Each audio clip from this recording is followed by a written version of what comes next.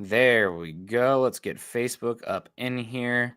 I wonder if I can get Instagram going. Nope, that's a Chad thing. All right. Uh-oh. Did I mess up? I might have messed up, Eric. Oh no. Okay. Well, sorry, folks on the YouTube side. There's a passkey. I don't have that passkey. We'll have to ask Chad about that. Okay, Facebook. There we go. Boom, both at the same time. Perfect. Well, man, we're good. Wheels are off the ground.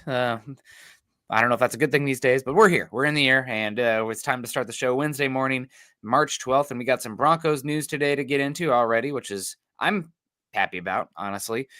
Small potatoes, but still, potatoes all the same, and we all like potatoes. So welcome in again, Broncos for breakfast. I'm Nick Kendell, and joined by Erick Trickel. Eric, how you doing out there in Alaska? Do you guys observe daylight savings? Okay. So are you feeling like a totally different person now that you get an hour of sun later? Yeah, I mean, I think it was Monday actually. The reason why I absolutely hate daylight savings is because my daughter is still very much one of it's still light out, it's not bedtime. Hmm. Well, daylight savings, it's now still light out at 8 o'clock at night, and it's bedtime, and she doesn't want to go to bed. So it's fun. It's in such an enjoyable time, and but that's okay. We just give her drugs to get her to go to sleep. Not seriously. No, I that's a joke. was, Just to be clear.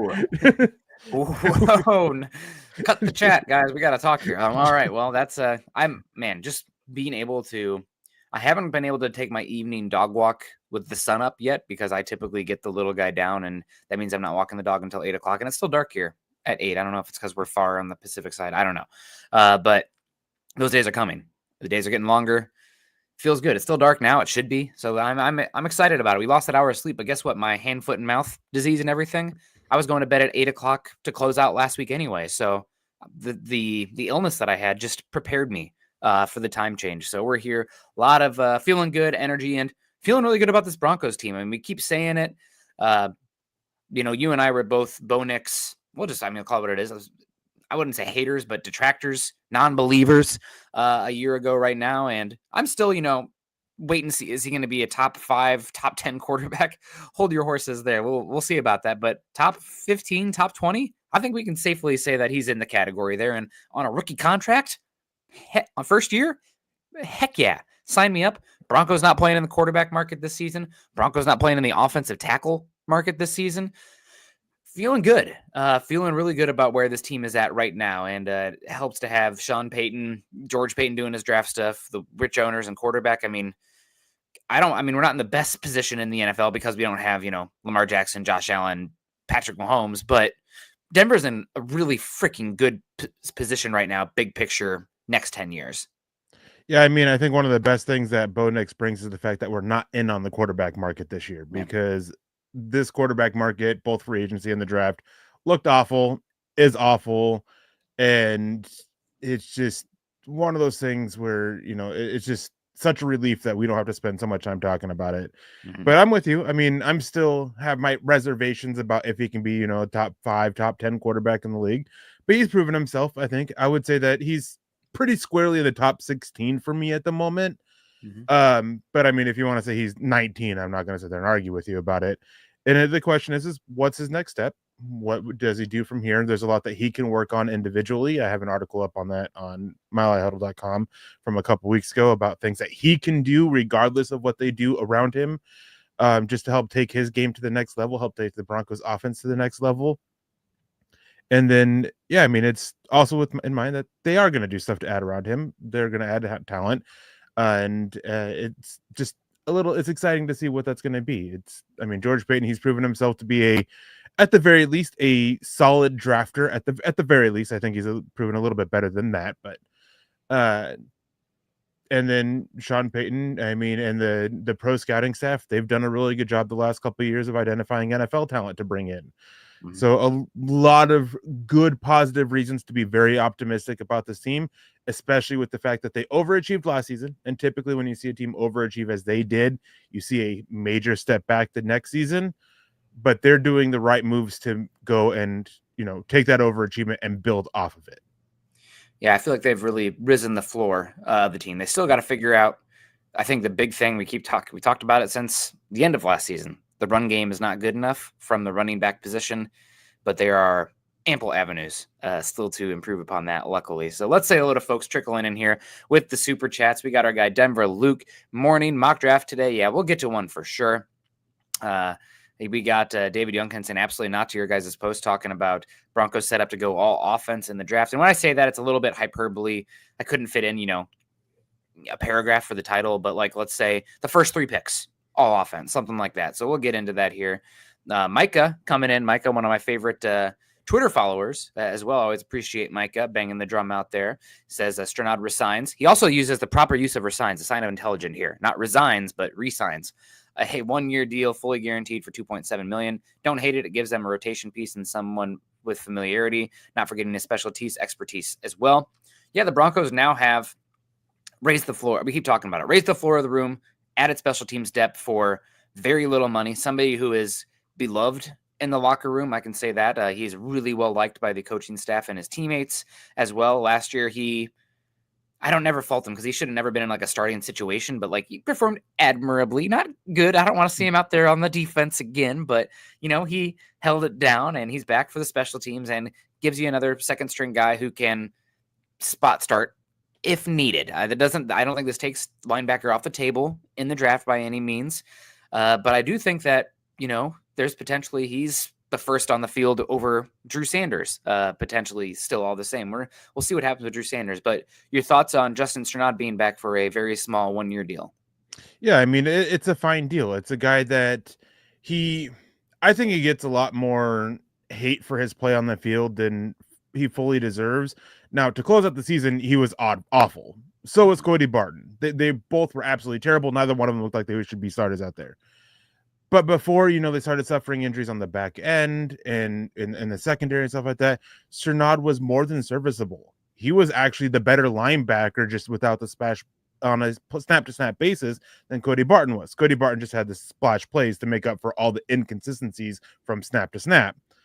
And Cody got paid well for those splash plays, but I think that if I had to choose between the two, even if it was at the same price, I would still choose Justin Strnad.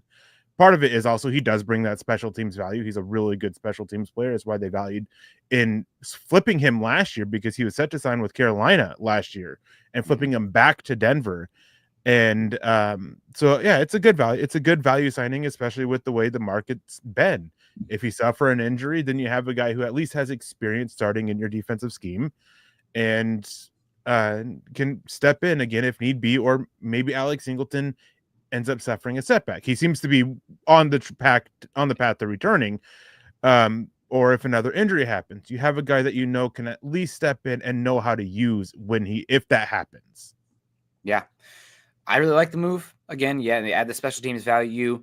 You have 2 linebackers with injuries, coming off injuries, didn't play very much last season.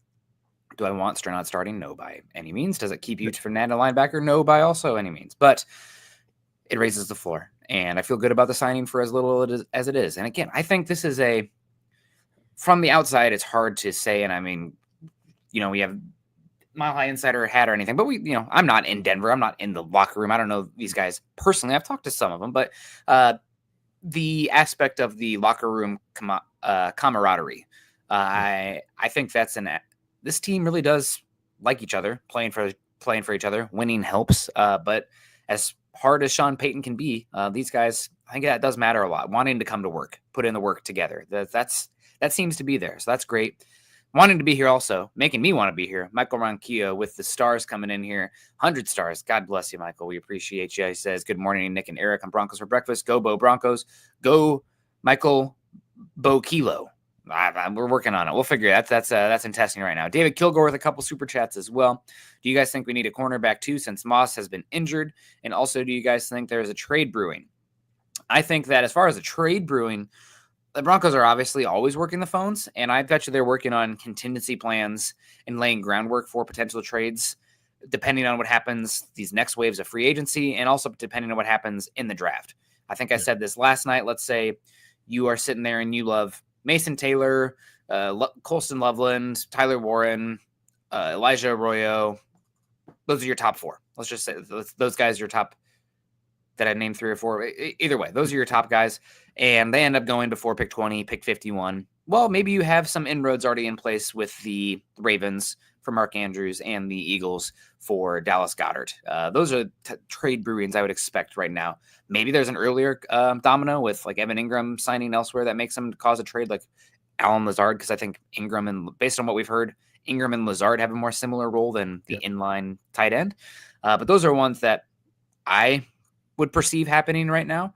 That's just intuition on it.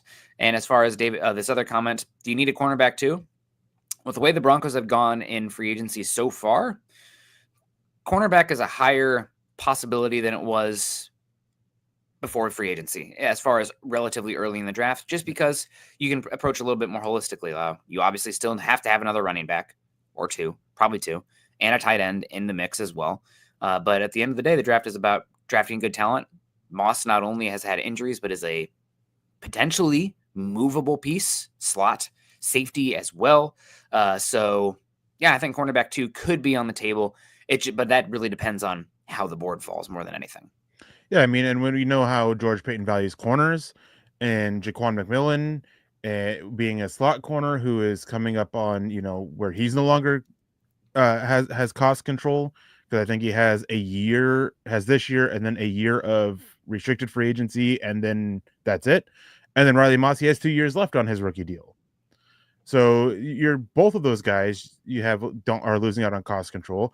You have Chris Abrams-Drain, who he's only 1 year in on his 4-year rookie deal, and he played well going in, but it's one of those positions that George Payton values, and so you could add somebody to it and, work on developing, step in, and as you said, Riley Moss is a movable piece. Jaquan McMillan's a movable piece in terms of maybe there's a team out there, maybe you find Riley Moss is more of a nickel, and you want to move Jaquan McMillan and get some return of investment there with a draft pick. That's always an option as well. So I wouldn't be surprised at all if they ended up adding a corner at some point in the draft. They really like them, and they'll definitely add probably 2 or 3 as undrafted free agents, because they've done that every year basically with George Payton. And then as for a trade brewing, it's a situation where teams are always calling and checking on what the price is to get somebody. I have no doubt in my mind that the Broncos have called on just to see what the price could be for Mark Andrews, for Dallas Goedert, for even George Kittle. Like, just because teams always do that. They're always checking if there is any possibility of a trade. If so, what it is. That's information that you have to have. And so they're always calling on it. Would I say there's a trade imminent? No. Do I think that there's a possibility of a trade and that the possibility of a trade's increased from even yesterday? Yeah. Just because, they wanted Juwan Johnson. Word is that they were looking at Juwan Johnson and Evan Ingram, that they were kind of wanting both. And, well, Juwan Johnson is re-signing with the Saints. So who knows what there. As you said, Allen Lazard, the talk about Evan Ingram was that they view him more in that little Jordan Humphrey role, that big slot receiver. Well, that's Allen Lazard's job. Maybe they can examine that. So there's a lot of options out there that, yeah, I think that they've made some calls. They've checked what the price tag is going to look like, and are just sitting on it a little bit for now. Yeah, without a doubt. And I don't know if the Broncos have any guys who are under the radar, potentially underdogs, but we like a good underdog here at Mile High Huddle and Broncos for breakfast. So this basketball season, when your favorite star scores a bucket, we're going to give you an alley-oop opportunity to win money from watching sports with Underdog. Underdog is one of the leading sports apps, and you can play now in your state. Do you want to win up to 1,000 times your money? Well, guess what? You can with Underdog.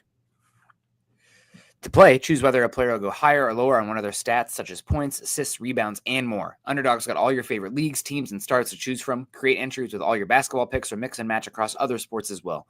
You can play with as little as $1, and if you get everything right, you can win up to 1,000 times your money. So turn $1 into 1,000 just with your hoops knowledge alone.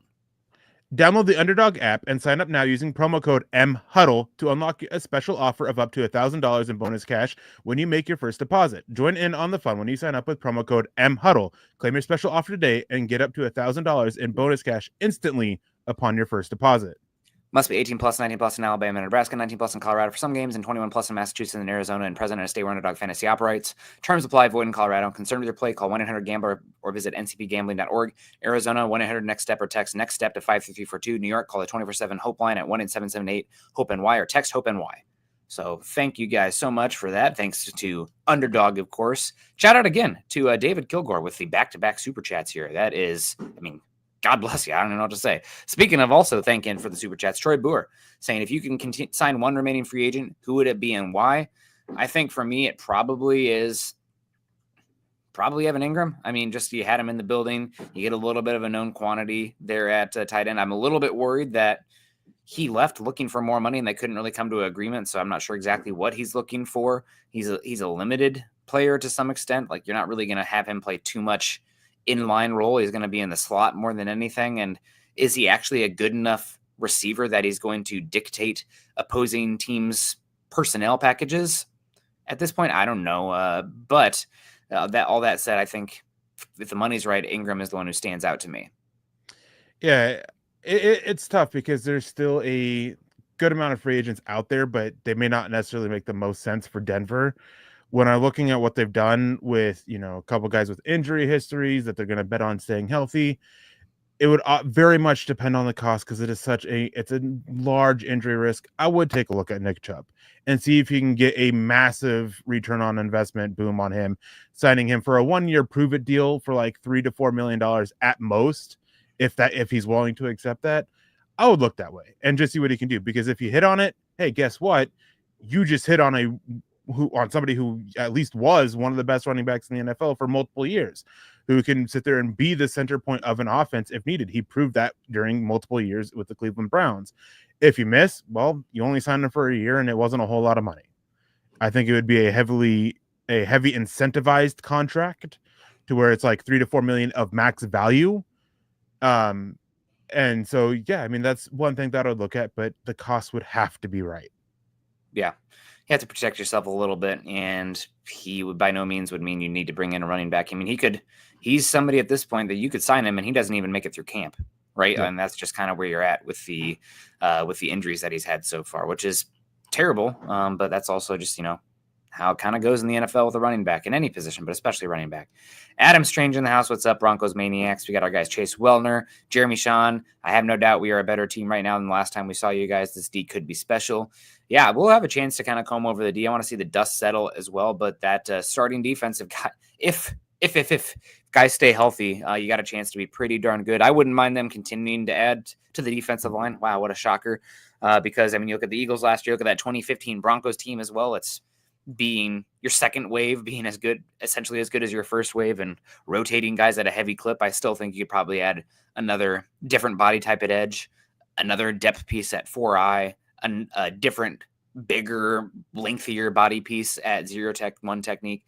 All those spots I could make an argument for. There's still a pathway there for a very important rotational piece on this unit that could develop into a starter over time. But those are the spots. And yeah, the defense, I think expect anything less than the 5th highest rated defense next year in terms of EPA per play, with a caveat that, if injuries change perspective, but a guy staying healthy, anything less than the 5th best is probably going to be considered a disappointment. Yeah. I mean, it's been a little bit rough for me as I see some of these other signings and other deals going out of players at similar positions that have come out, but Denver's still been fine with it. They've had a good free agency. They're taking a risk on it.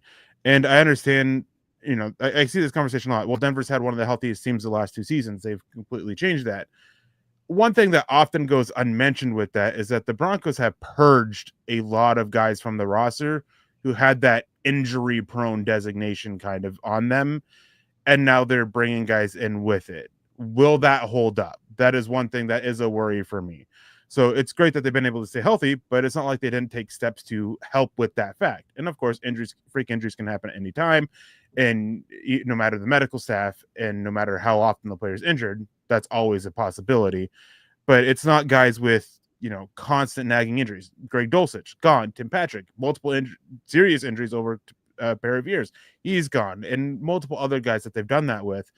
And so it's good. And so I think that the caveat of, hey, they can be a top 5 defense if they can stay healthy, I think it's fair. And if they aren't a top 5 defense and they're able to stay healthy, then I do think that this defense underperformed, and that you at that point would kind of have to look at the coaching, because Vance Joseph, hey, he overachieved last year with a not as talented defense as it seemed, but still better than what some gave credit for, profootballfocus.com. And you'd have to look at him because, hey, you're giving him talent now to sit there and be, more consistent, have that more sustained success. And if you fail to do so and injuries aren't a reason for it, it falls on coaching. Yeah, that's true. Obviously not injuries, and something that's, I probably didn't rate coaching high enough in the terms of importance on a roster before Sean Payton, but seeing the same players that were on this roster with Hackett and company, and then you bring in Sean Payton, Vance Joseph now that he's had time, Jim Leonard, whatever. I mean, it's the front office goes out and shops for the ingredients, coaching staff cooks, right? And so you got to have a good group there and a plan. And just, again, first point of the episode, organizational health feels pretty good right now for the Broncos. Bronco Danny coming over on Twitter. Good morning. Tim B, good afternoon from the UK across the pond. Good to see you. Doug, great to see you. Our guy, Coach Chris, in here. Hope you're doing well. Victor, I'm a little bit late on the joke. I don't even know what joke we're talking about now, but I'm glad we got you. Maybe it was somebody else. I don't know. We'll take it. We got Heath Holmes in here. Good morning. How do we stack up against the Chargers as of right now? I think that, I'm not ready to. This is a good question, Heath. I'm not ready to answer it right now. I would say on paper, it's going to be close. The Chargers offensive line still needs work. They're good at tackle, but the interior is questionable. They lost Joey Bosa. I don't really love the depth of their defensive line still. I feel like talk about a defense that overperformed Chargers last season as well. The one thing I will say is that the Chargers have a bona fide top 10 quarterback, and the Broncos were still kind of wait and see to what level with Bo Nix. Chargers went 2-0 against Denver last season. Year 2 with Harbaugh, typically, as we saw with the Broncos last season, your biggest jump is year 1 to year 2 with that coaching staff. So I think not smart money, I'll take that back. Consensus is probably going to be the Chargers over the Broncos, but to me, it's neck and neck. It could go either way. I like the talent on the Broncos defense more. You talk about, again, I just said the coaching staff, big jump year 1 to year 2. Well, you can argue the same thing for quarterback too. So maybe Bo Nix will close that gap. It's just, that's probably going to be what determines the season for the Broncos, of how they stack up against the Chargers, but also at the same time, Chiefs regression potentially, maybe. It's going to be interesting, man. The AFC West Chiefs are going down. All the other teams are pointing up. Greg Smith, great to see you, Greg. Hope you're doing well. Williams Baker comes in. Any tight end you'd like in free agency or trade ideally? We talked about that a little bit. Andrews, Goddard, those are two that have been out there. I wouldn't mind giving them a 4th round pick depending on how the draft falls. The question with that isn't the capital to give up. It's the contract that you pay them after the trade, because they're probably not being traded without a contract. You don't see that very often. And how does that impact Benito, Allen, Sutton, JFM? Do you want to pay a tight end who's 30 years old? I don't know. But those are definitely options. Jamal Killen. Go ahead. Yep, sorry. I do wonder if at tight end, if they miss out on Evan Ingram. There was a report, I think, on Monday that there wasn't a whole lot of interest in Tyler Conklin because, if I remember right, Conklin, Ingram, and Johnson all share the same agents. And I think it was Chris Thomason on the Denver beat mentioned it, that Denver hadn't expressed interest in Conklin. I wonder if they miss out on Ingram, if they kind of circle back to Conklin, who is still available. He's more of that. I mean, he's not that joker type to throw that out there because we haven't used it yet today. But he's more of that inline tight end guy. He's a decent enough blocker to work there and a decent enough receiver to still have a little bit of ability to move around in the defense. Is it that exact type of tight end that Sean Payton's looking for? No, but talk about raising the floor of the room. He's a guy that gives you a reliable tight end that raises the floor of the room and really upgrades over what Adam Trotman is bringing to the roster. So I'm curious if they would circle back to him afterwards, because outside of that, there's not a lot of free agents that really stand out. Yeah. We'll see. Denver is the tight end free agent market, not very good, but a lot of the guys are about to hit free agency next season. And I think Denver could make an aggressive move in the trade market if it plays out that way. Jamal Killings, great to see you. Jamal, we see Clayton in here. He also says, smash that like button and share. Thank you so much. We saw David in here. Good morning, gents. Everyone hit that like button. And some more super chats coming in. We don't want to give only love to super chats, but we will definitely shine some super chats. Thanks again, Troy Boer. Next up, Shiloh coming in with the German Shepherd there. Says, give me Colson Loveland or give me death or a defensive line. Yeah, I don't know what the Broncos are going to do at 20. Luckily, they don't have a gaping hole at edge rusher, defensive line, offensive tackle, quarterback that I mean, you don't have to use pick 20 on a running back because you have options in the top 100. And if you miss that one on 20, guess what? You can be aggressive and move around. It costs a lot less to be aggressive day 2 than in day 1. So I have no issue with that. And as far as Loveland, it does seem with how the Colts have used free agency and everything that they're set up to take a tight end. I know the Seahawks have gathered some momentum as far as tight end goes there at 18. So is Loveland going to make it to 20 right now? I would bet no. Same with Tyler Warren. Would the Broncos move up from 20 for a tight end? I think that's a little aggressive for my taste, but maybe they would. I mean, Sean Payton has done it in the past, and the roster is in a situation where you could argue that. I'd rather get, young cost-controlled lottery tickets, but that's me. But yeah, Denver's in a good spot, and I think people need to prepare themselves for non-Tyler Warren, non-Colston Loveland, non-Ashton Genty based on where the winds blow right now. Yeah, there's been some chatter over the last, 24 to 48 hours of Tyler Warren and Colson Loveland both going in the top 10. Wow. So I'm at this point, I'd start betting on Loveland not being there at 20. Obviously, you never know what's going to happen. A lot of misinformation at this time of year, but people connecting the dots, trying to put things together. There's a couple teams in the top 10 that are looking at tight end that have addressed other needs that may push them away from some of those other positions a little bit. So it is a very interesting thing to keep an eye on. I think ideally they would love to have Loveland to be there for them at 20, but just doesn't always pan out that way. Yeah. We'll see how it plays out. Again, it's Denver's in a different realm here, first round, picking this late in the first round. Now, granted, we missed first round for a while, so we didn't know who would be there, especially, picking 64, wherever 70 that they've been at with the Russell Wilson lack of first round picks. But 20 overall, they're going to have a chance at a good player there. That said, let's say you're talking about Warren or Loveland not being there. Trading back from 20, getting some extra day 2 capital and using that excess to guess what you can use with that, Eric? Go get yourself Mark Andrews or Dallas Goedert. I mean, it's just like, I know that's not really the MO for Sean Payton, but if you want to get that sure thing, that'd be great. At the same time, a lot of options. Mr. Rocket coming in, $4.99. You guys are killing it on the super chats today. Really, really do appreciate all the support for these shows. Obviously, Eric's taking the reins from Scott, who we appreciate and everything he did here, but new flavor, new show, and you guys coming in with the stars and support. Give us feedback. Hit us up on iTunes. Hit us up on Twitter. Any thoughts, concerns, blah, blah, blah. Maybe we need to get Eric like one of those like hats with like the jugs on them. You can drink something from it. The water boy hats. I don't know. Nick, maybe get rid of the backwards hat. Who knows? But appreciate everyone coming in with the support today.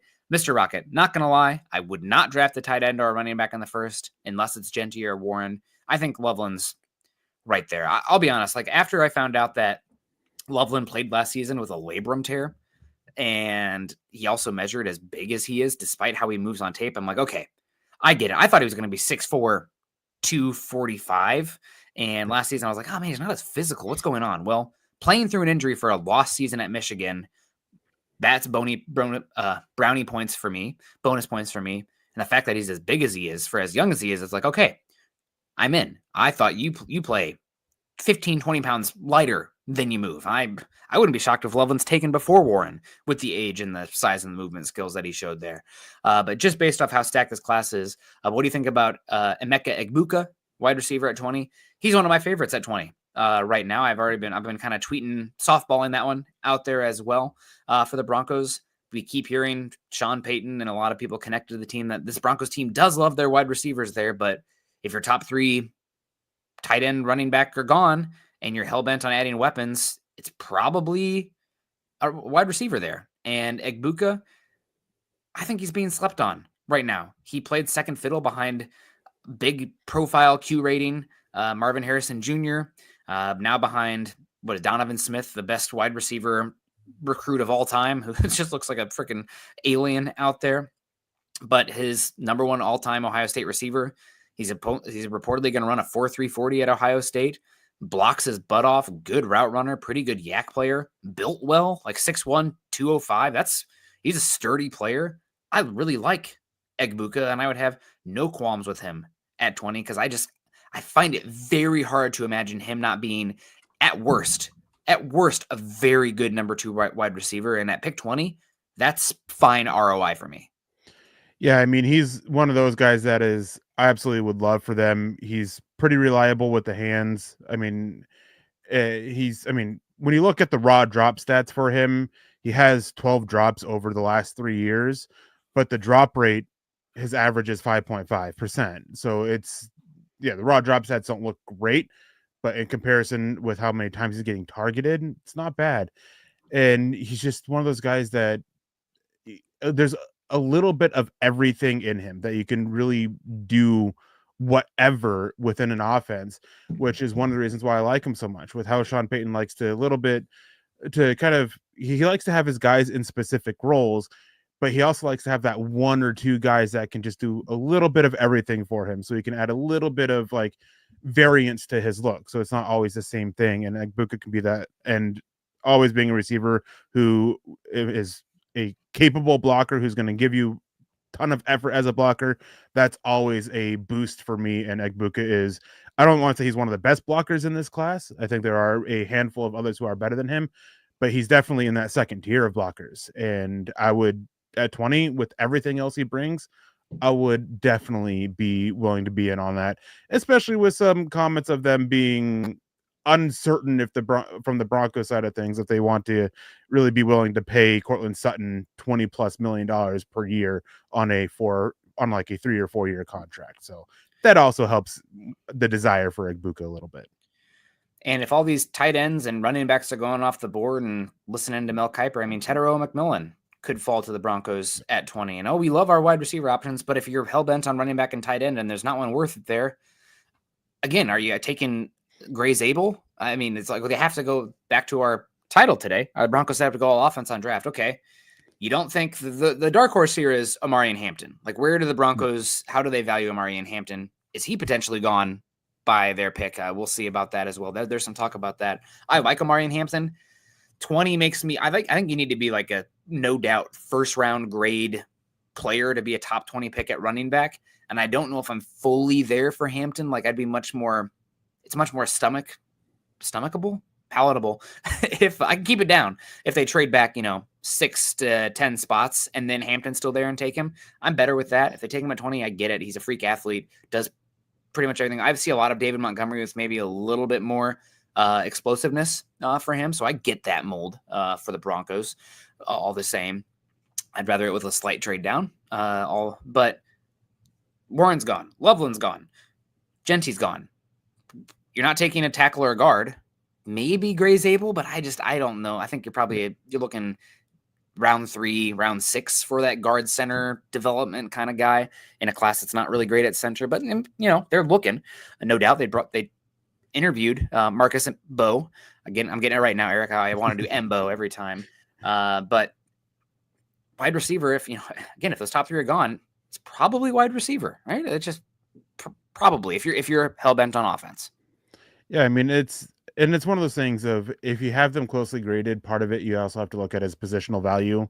Mm-hmm. I mean, it is much better to get that wide receiver on that 5-year rookie contract with that, obviously the option for the 5th year, than it is for the running back, just because the way the wide receiver market is. And the running back market, again, Saquon Barkley, he got that big extension, but that's being viewed more as an outlier, and the running back deals we're seeing are evident of that.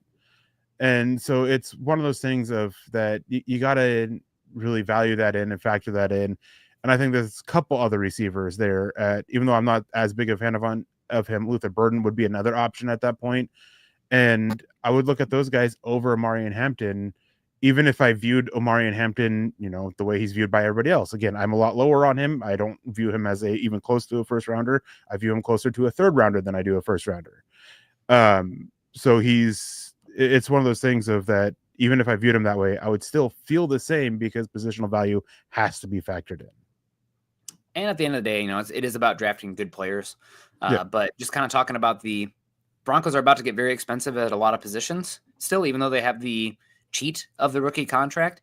But just for juxtaposition, talking contract value, Tutu Atwell, do you see what he just got paid this offseason, Eric? It's just a 1-year contract, but a $10 million contract. You're talking about a wide receiver who could project as a wide receiver 2 or even 3 in this offense. What did the 20th overall pick get paid per season last season against the cap? You got Troy Fontenot, went 20 overall for the Steelers, offensive lineman.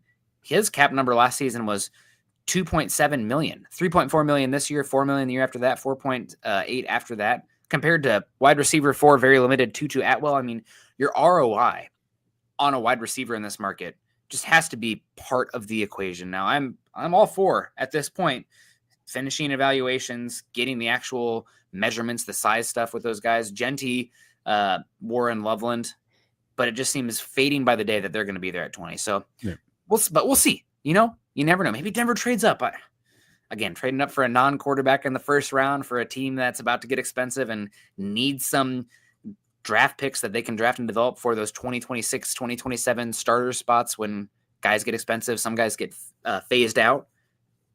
I think that's a little bit short-sighted, just a little risky, maybe riskier than I'd be willing to do. But again, I'm sitting here and they're sitting there, so I'm not gonna. It is what it is.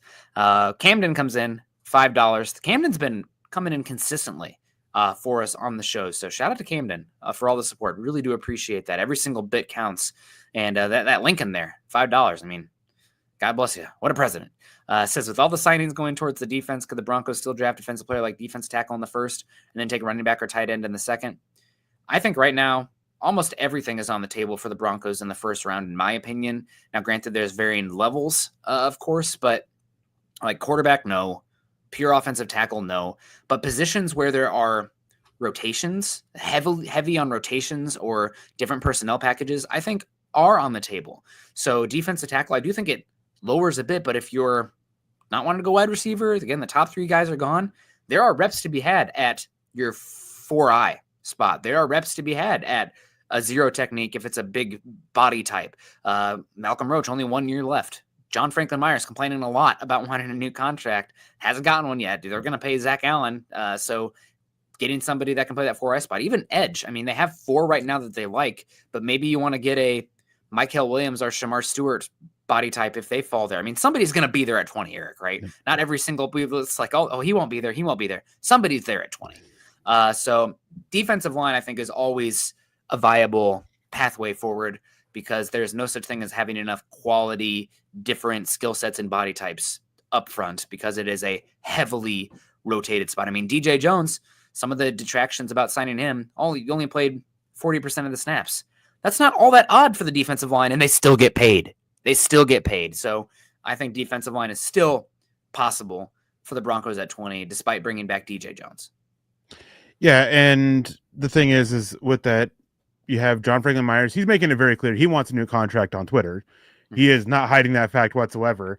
You have Zach Allen, who his agents have already made the Broncos aware that he wants a new contract, and he's looking for at least 25 plus. And with the way this defensive line market's gone, I think he could end up pushing 28, 29 million on an average per year basis. And John Franklin Myers' cost, that's probably in that early 20s, 20 to 22 million on an average per year basis. Both are coming off career years. They want to capitalize off that. Can't blame them. George Payton has said multiple times about how they like to reward their own, so to speak. And even though they just traded for John Franklin Myers less than a year ago, he's still kind of their own. They just got that career year out of him. Zach Allen, drafted by Arizona, but came to there and really exploded onto the scene in Denver over the last 2 years. So he's still kind of their own. Well, let's go reward them.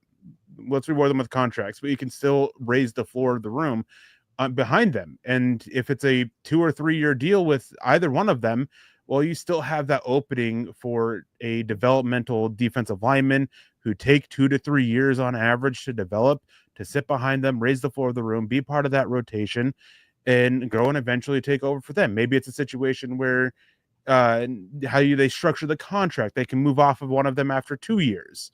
And it's like, okay, we have this guy, say it's Walter Nolan as an example. Walter Nolan stepped up enough. They believe he can be a starter. Well, now we can move on from John Franklin Myers. Now we can move on from Zach Allen and we can save a bunch of money. So even if they did extend both of them, there's still a reason why defensive line should still be up there. Malcolm Roach, if they want to go a little bit bigger on it and get that, more of that true nose tackle type. Malcolm Roach is a free agent after this year. DJ Jones, from the way the money seems to be, and this is just speculation on me based off of how much is guaranteed and all that and what Denver's done historically, his contract seems like it's going to be set up where they could get out of it after 1 year. Same with, Dre Greenlaw and Hufanga if they wanted to, for injury reasons with them, age for DJ Jones. And not have a serious dead cap hit in year 2 for them. So they have plenty of options. And as you said, I think everything's on the board except for quarterback. And honestly, I would put it lower, but I think offensive tackle could be an option for them because of being able to get out of Mike McGlinchey's contract. Would be interesting. I just have a hard time with a first round player that doesn't have an obvious pathway to playing time. An offensive line is not rotated. No, it's not. But with that said, I mean, first round pick, the hit rate, the amount of quality starters that are first rounders at offensive tackle is like one of the highest positions. So it's just not the class, right? Like it's not like last year's class. If we could copy the talent of last year's class over as far as offensive tackles go, I think it's more of a conversation. Or if Denver had more of an obvious pathway as far as a guy who could start year 1 as a guard and then move over. I think we're probably a year off from the offensive tackle conversation. But again, right now with what Denver's done in free agency outside of tight end and running back, which guess what? It's not pick 20 or bust proposition for the Broncos. It's certainly a possibility. We also want to get in here with Mike Givens. I didn't see a comment from Mike Givens in here, but I do see this super chat here.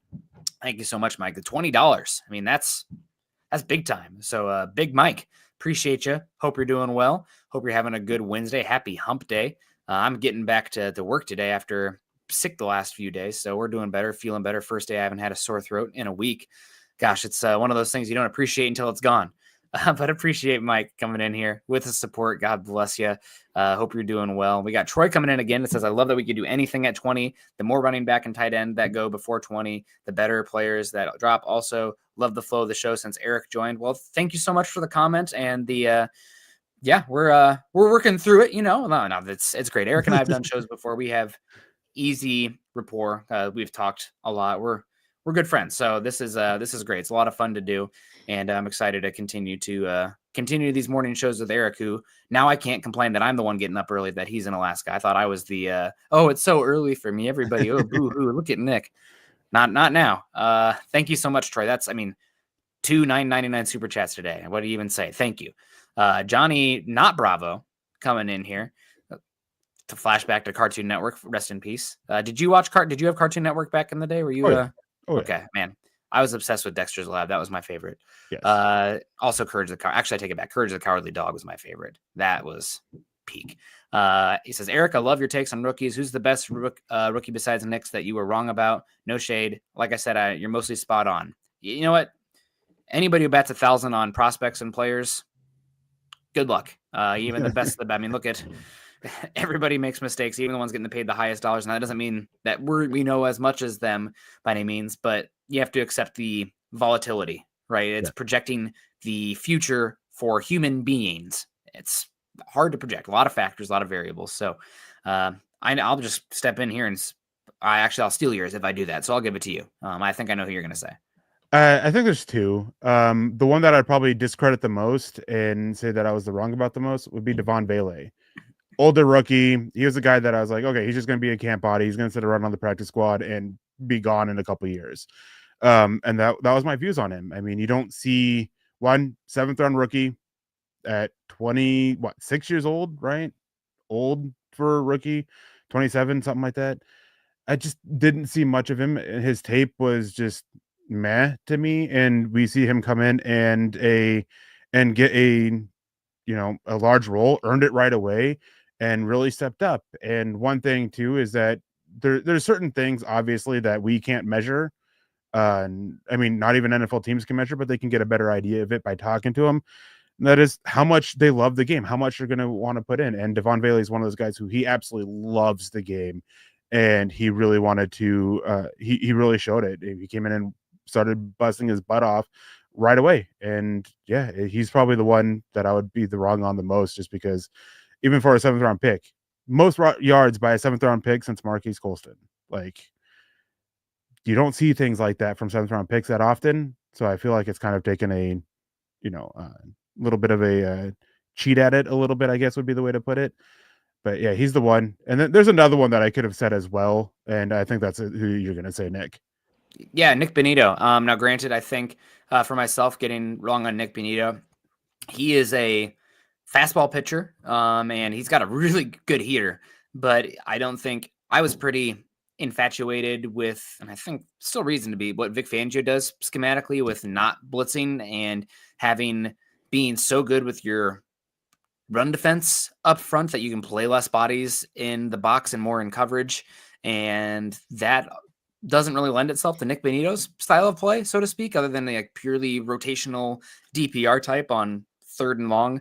But in Vance Joseph's scheme, where you're blitzing as much as anybody in the NFL and getting one-on-one situations as much as anybody in the NFL, thanks to the scheme as well as having the best cover player in all of football, Benito works really well. Now, I think he's not going to be a valued asset for every team because of that, because the run defense and the size deficiencies, he's not going to be an early down edge setter that you want if you're only rushing 4 and playing light boxes with 2 high safety shells. Like, you're going to be vulnerable there against teams that are bigger on the offensive line and want to run the football. But with how Denver plays and everything they do, it makes a lot of sense and a lot of value there. So that's one that he's been a good pick for Denver at pick, 63, 64. I can't remember if that was the year that Patriots or whoever Chiefs had a pick taken away, but that's one that I was wrong on. And trying to think of one that I was wrong on the other way.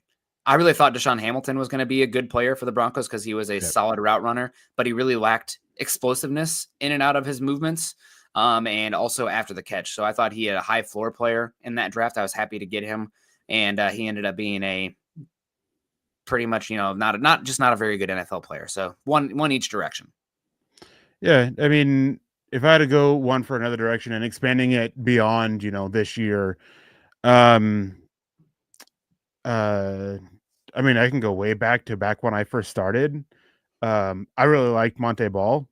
I really thought that he was going to be a good running back in the NFL. Trying to think of another one. The 2017 draft, the 3rd round pick for that. What was his name? I can't remember his name, but if I'm remembering right, it was the cornerback that became a wide receiver. From Langley. Brendan Langley. I really liked him. I thought he was going to end up being something. Carlos Henderson. Carlos Henderson. He's another one. Man. KJ Hamler. Yeah. I thought KJ Hamler was going to be really special. I had questions about his size, and it's just turned out to be not that good of a player. That's the thing, though. That's another reason that we like so many having picks and stacking picks in the top 100, because that's where a lot of your starters come, and we understand the hit rate is not always great. So give us more swings of the bat, right? Put in another $1 and let us play again. So that's going to have to wrap it up for us, guys. Gosh, so many super chats, so many viewers. We did have the news break right before the show. We actually got Leadhead first. Don't want to forget Leadhead, who's one of our more consistent viewers, commenters, and super chatters. So appreciate Leadhead's 78 Leadhead coming in here. Says, is the running back from Iowa going to be a guy? And what about Henderson? What rounds will they go?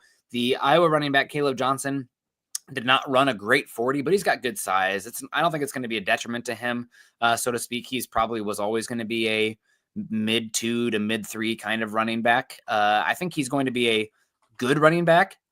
There's questions about his ability as a pass catcher, because not necessarily his fault, just because how Iowa's offense was utilized in their passing game or lack thereof. If you want to go see him out of the backfield and make a play, he had one of my, I'm an Iowa fan, so I'm biased here, but his touchdown against Nebraska in a swing pass is one of the more fun highlights and individual effort plays you will see all season.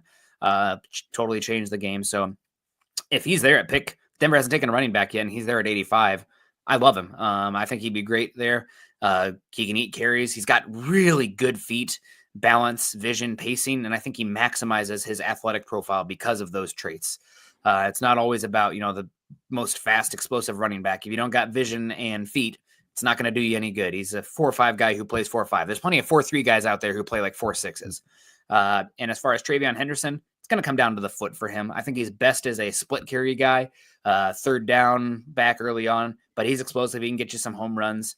And I think the potential is there to be a satellite player in the pass game. He's not there quite yet. It's mostly been dump offs and stuff, but that doesn't mean I don't think he can't become a more nuanced route runner. So I think Henderson's probably a round 2 guy. I'll be curious to see. He could be off half the team's boards for all I know with his foot injury, deep bone break, which can be scary. And I expect Caleb to be late 2, early 3, probably.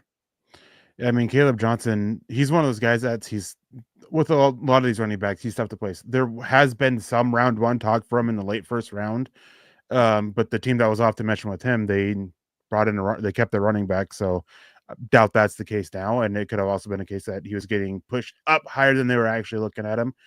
But you mentioned that he didn't run great. Well, combine speed scores, which is something that is actually been pretty good in predicting at least some NFL success. I think it's like at least 750 rushing yards in within like their first 2 seasons. He's one of them over 100, and 100's the mark that you're looking for at 224 pounds.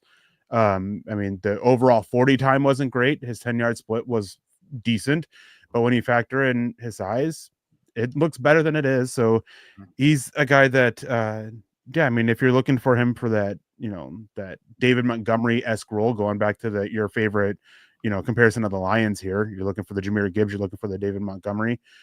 He's that Montgomery runner for this, and Denver doesn't have that. I mean, you hope Audric Estime can be that, but he hasn't shown enough for me to be confident in that without getting him some competition for it.